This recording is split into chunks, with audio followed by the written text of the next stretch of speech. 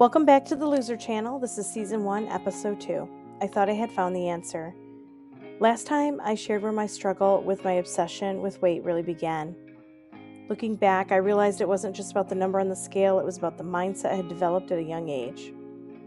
Today, I want to talk about everything I tried over the years. If you've ever been on a diet, you might recognize yourself somewhere in this story. One thing I've learned is that when you're desperate to lose weight, you'll try just about anything if someone tells you it works. I've certainly been there. Over the years, I tried the cabbage soup diet, as I mentioned in the last episode. I hate cooked cabbage. Then came Atkins and the lemonade diet. Years later, I tried keto. I could go on and on about the different diets I have tried. Every new plan gave me hope. This is it. I finally found the answer, I'd tell myself. But here's the interesting part. Some of them actually worked. That's something I don't hear people talk about very often. Not every plan failed. Some of them helped me lose weight. Some of them helped me feel healthier than I had in years. One of the best experiences I ever had was working with a nutritionist in my 30s. She wasn't selling me a trendy diet. Instead, she helped me learn which foods helped my body and which foods didn't. There were obvious things like processed foods and refined sugar, but there were also foods I thought were healthy that didn't work well for me. Believe it or not, one of them was butternut squash, and I love butternut squash. Cook me up some butternut squash, put some butter on there, the best thing ever.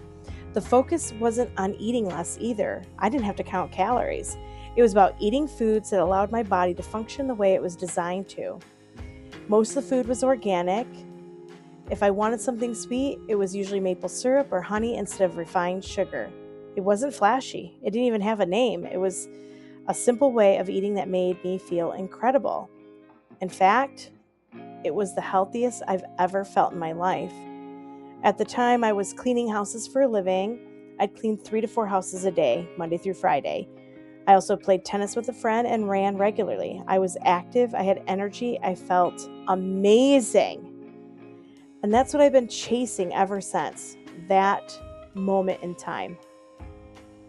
Years later, I worked with another nutritionist named Karen Hurd. Some of you may know her as the Bean Lady. Look her up, Karen Hurd, Bean Lady. Now, before I tell the story, I need to say something. I'm not a doctor. I'm not a nutritionist. I'm not a personal trainer. I'm not giving medical advice. I'm simply sharing what I experienced. At the time, I was diagnosed with prediabetes. I really wanted to avoid medication if I could.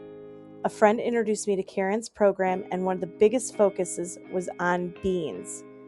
I must tell you, she explained it in a way I'll never forget. If you ever watch some of her videos, they're amazing. She said soluble fiber and bile are very attracted to each other. So attracted, they get married, okay? Then when soluble fiber leaves your body, because it must, okay, the bile wants a divorce. It wants to go back into your body. But the fiber basically says, too late, you're coming with me. There is no divorce here with this marriage. So the bile is connected to the soluble fiber, and it is completely eliminated. Soluble fiber will be eliminated. I think about that story. It makes me laugh. It's such a great explanation. It really helped me understand the function of soluble fiber. Whether you agree with it or not, I'll never forget, but look it up. Truly, it's amazing. And I actually just watched another video explaining the same thing, not in that way of marriage, but they said the same thing. The amazing part is that my A1C dropped quickly. Even my doctor was surprised. It was so fast. Again, I felt great, and the weight wasn't coming off fast. Now, the other diet that the weight was coming off a little quick, but that's because I was so active too, so that might be the reason. Now, maybe I wasn't felt as quite as amazing as the first nutritionist, but I did feel a lot healthier. And then life happened. Stress happened. Schedules changed.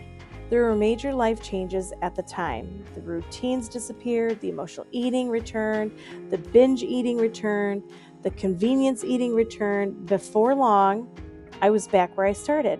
Actually, I really wasn't back where I started. I was heavier. That became the pattern of my life. Lose weight, gain it back, lose weight, gain back even more. Every single time.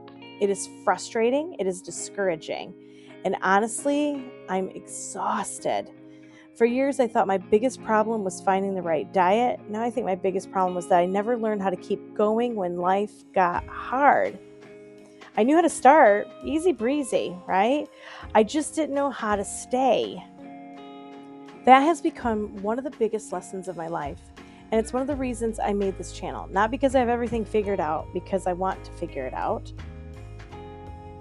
Maybe we can learn together.